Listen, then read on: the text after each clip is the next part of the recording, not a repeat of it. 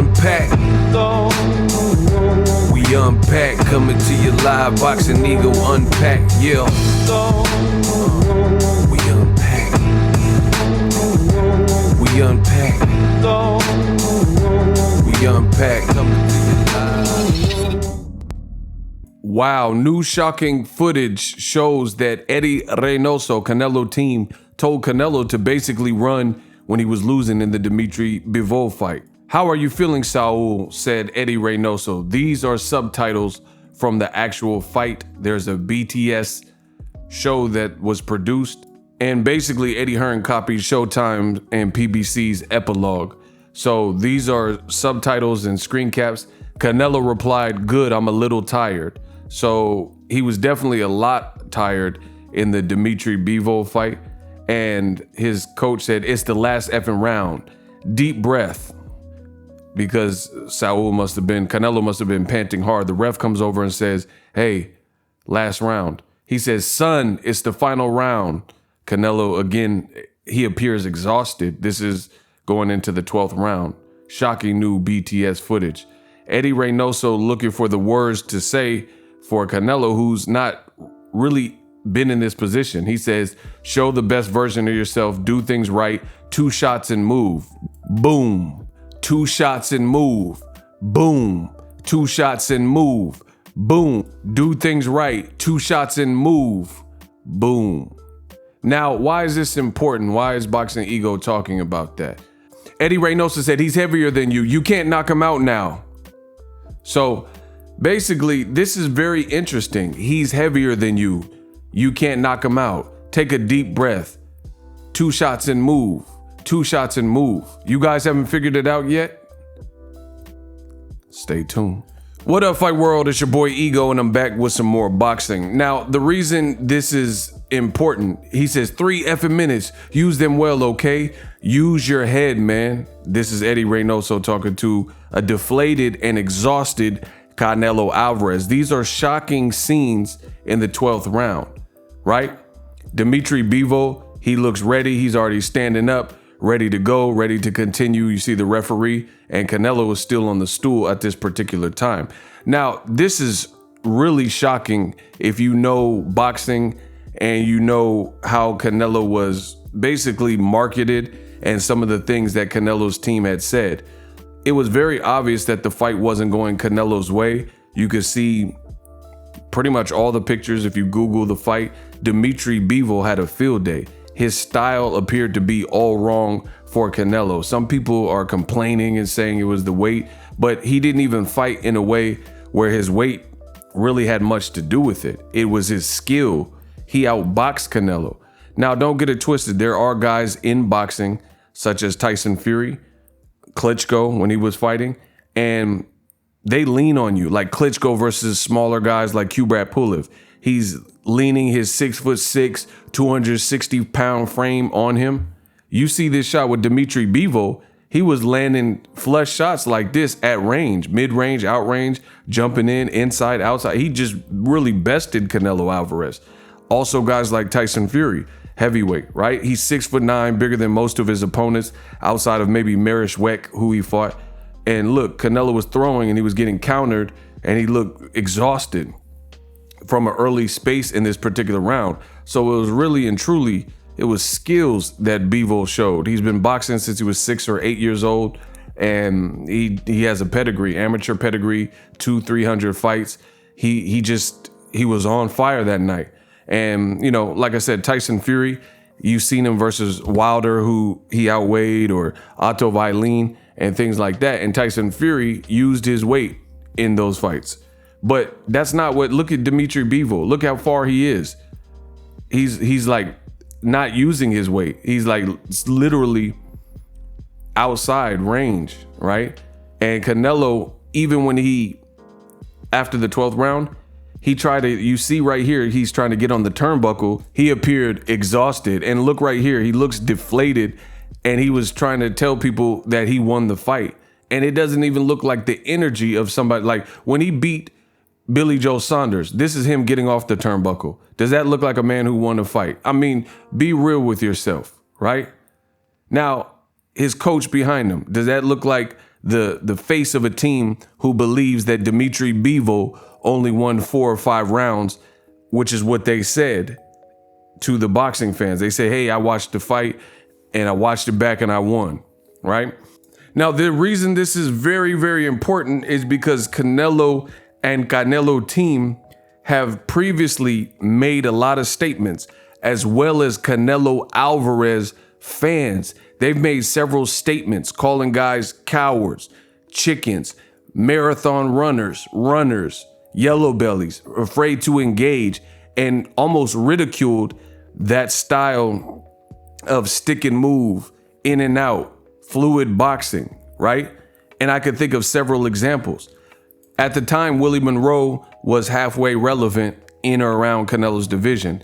And Canelo's team literally said they would never give Willie Monroe a shot because they do not like his style. He's basically a runner. And his style is, he had literally like 5 knockouts. So he was a guy known for boxing and, you know, slickness and trying to make it that type of fight. And I remember distinctly Canelo fans, after Canelo's team said that and said that, hey, we don't like that style, we would never fight him because it's boring, right? They said these things and his fans ran with it and said, oh yeah, who wants to see that? Bunch of runners. Lara, he's another person that comes to mind.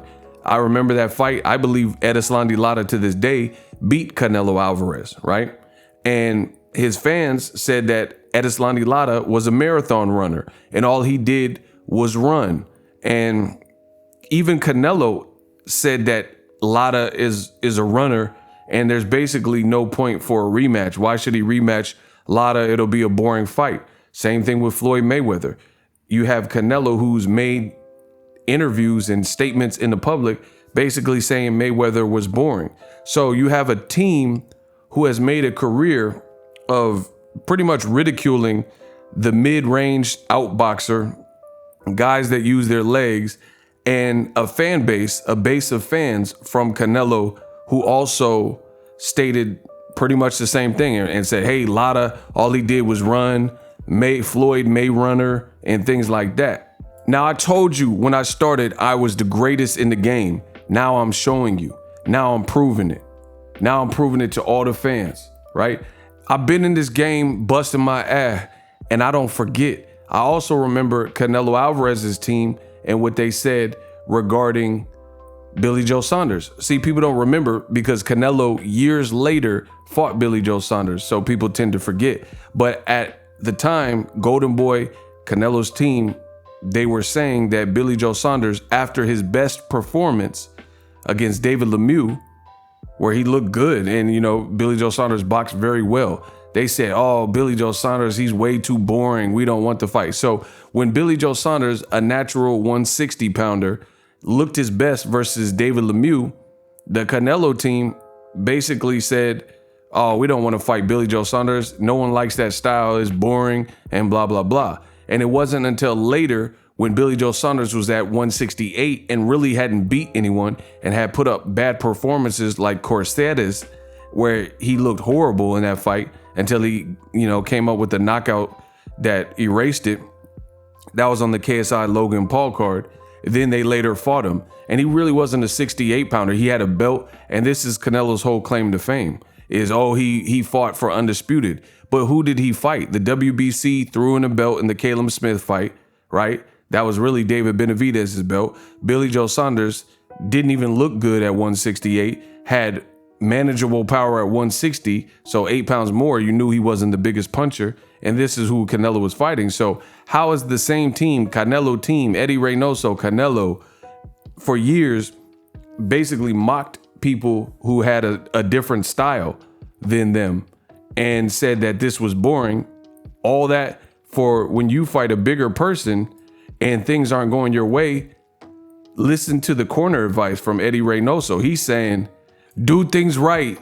2 shots and move. 2 shots and move. So he's basically telling Canelo Alvarez in the final round to run. He's saying this fight, you're not going to be able to KO him. You've been trying to load up on your shots. It's not working and you're not knocking him out. So he basically is resigned to telling his fighter, hey, just get on your bike, do a couple shots and move. And this is the same style that Canelo's team and Canelo's fans have repelled and said is boring, and runners and, you know, all these names. This is why you don't insult the sweet science of boxing. As you see in this subtitle, he says, he's heavier than you. You can't knock him out now. So this is very shocking news from this B-roll footage and BTS behind the scenes footage from Canelo's team. The other thing that draws a lot of questions is the mere fact that Canelo was losing bad, in my view, and where's the sense of urgency?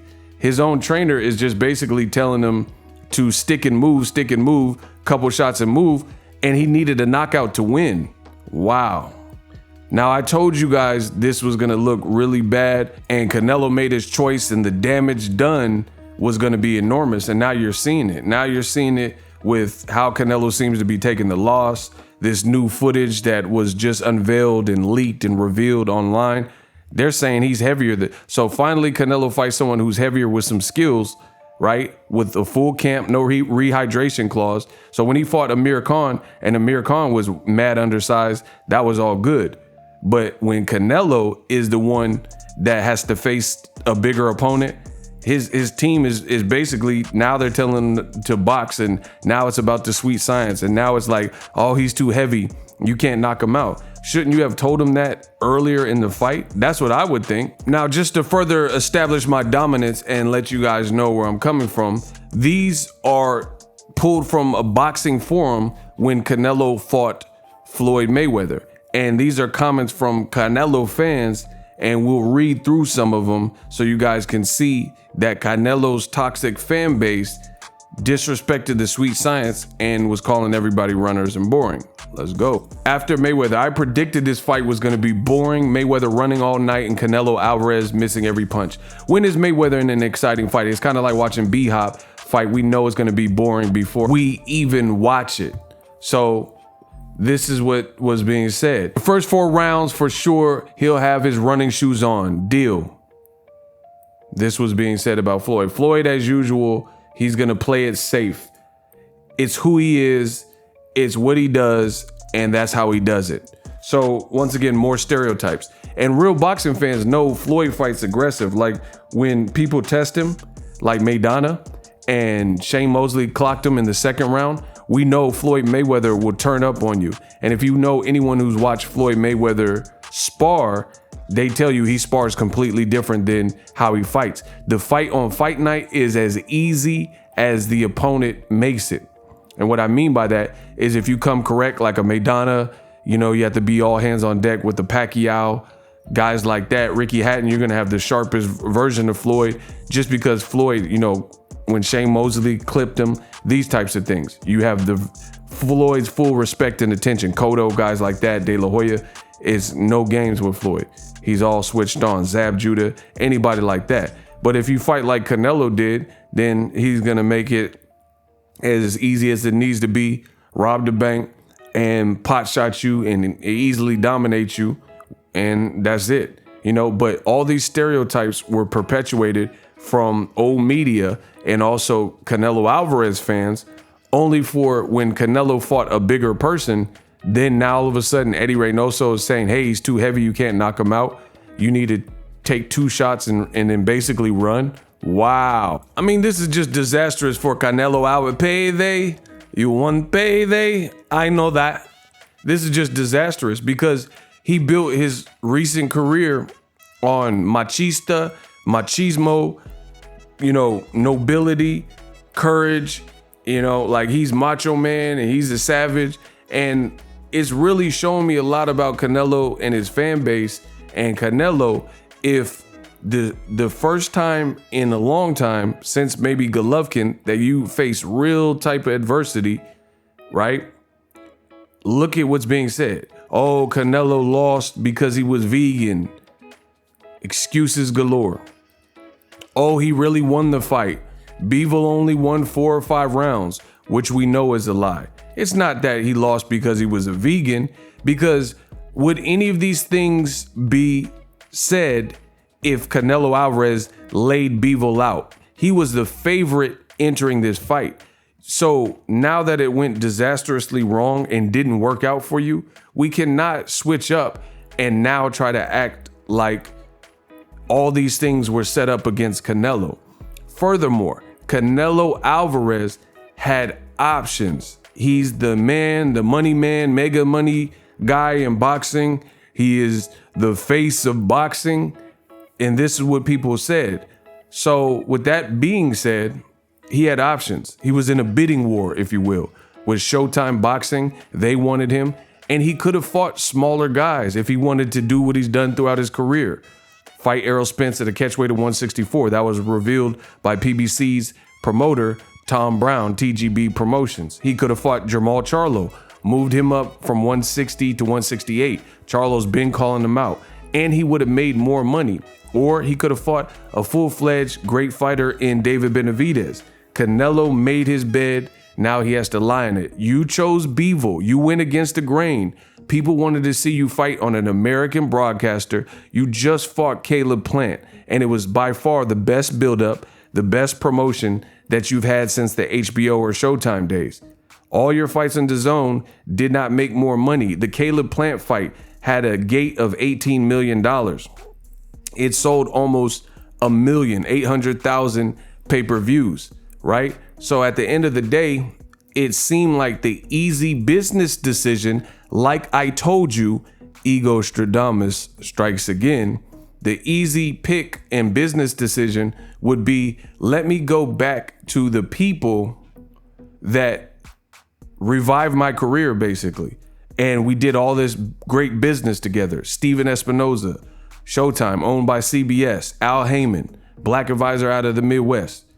And Canelo, for whatever reason, chose a British company, DAZN, on an app who lied and said pay-per-view was dead, only to switch up and say, hey, psych, it's not dead. We got pay-per-view now.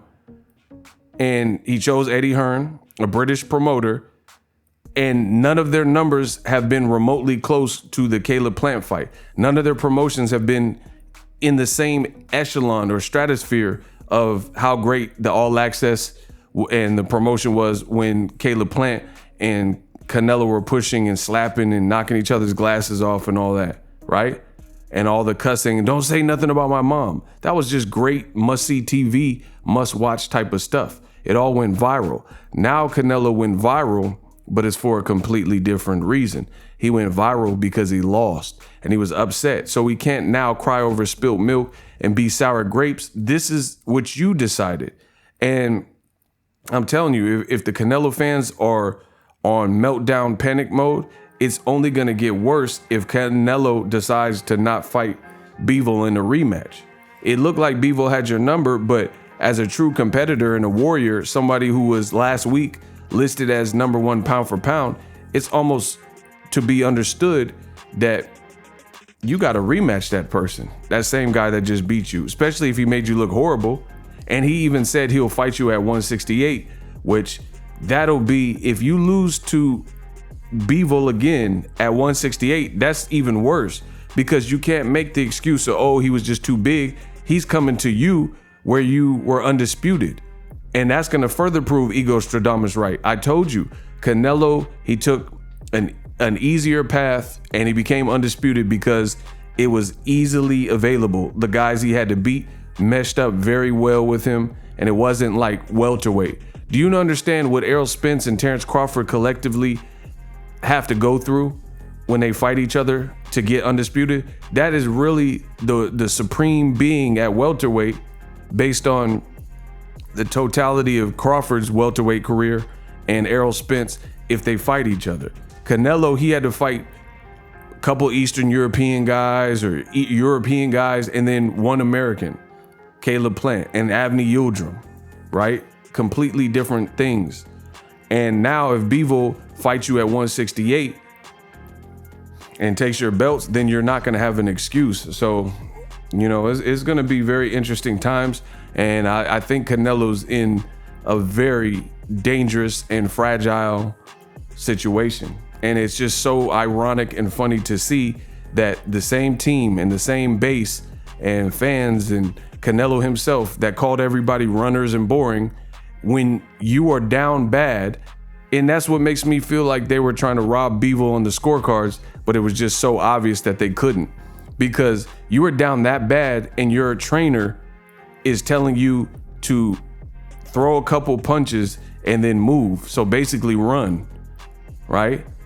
When you need a knockout to win. I mean, it's just, this is bad. It's bad for Eddie Reynoso as well. Oscar Valdez got dominated. Julio Cesar Martinez versus Chocolatito Gonzalez got dominated, and now Canelo got done, like he got done the same way, and he was supposed to be the cream of the crop. And then in the 12th round, the final round, you're saying, show the best version of yourself. There's not really stuff that it's applicable. He looked exhausted. And then the crazy thing is, if you actually watch the 12th round, Bivol beat Canelo bad in the 12th round. So you had this, whatever you said, hey, stick and move. And then Canelo got like destroyed in the 12th round. I gave Bivol all the championship rounds, 10, 11, and 12, no doubt, no question, very easily. So that corner advice didn't really stick or didn't work or whatever you want to call it, because Canelo went out right after you did that and he was exhausted and he had a terrible round. So it's a major uphill battle for Canelo, and that's just being honest. We Unpack coming to you live. The future is now. The Hibernation 5s by Kenichi Bear. Hybrid gaming and lifestyle headphones. Out of the box, you can connect to any console or PC. Bluetooth ready with a low latency USB adapter, color RGB, and extreme bass mode. The Hibernation 5s adjust to you.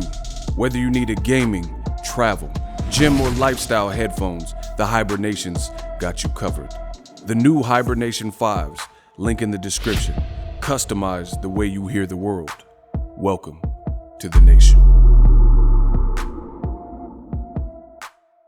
Are you tired of your YouTube videos not getting any views? Well, consider TubeBuddy. I've used TubeBuddy for years to scale up my YouTube channel. Now we're sitting over 200,000 subscribers. TubeBuddy is a browser extension that offers a ton of built-in productivity and time-saving services to take your channel to the next level. Use my link in the description to get started with TubeBuddy and level up your channel faster. We working.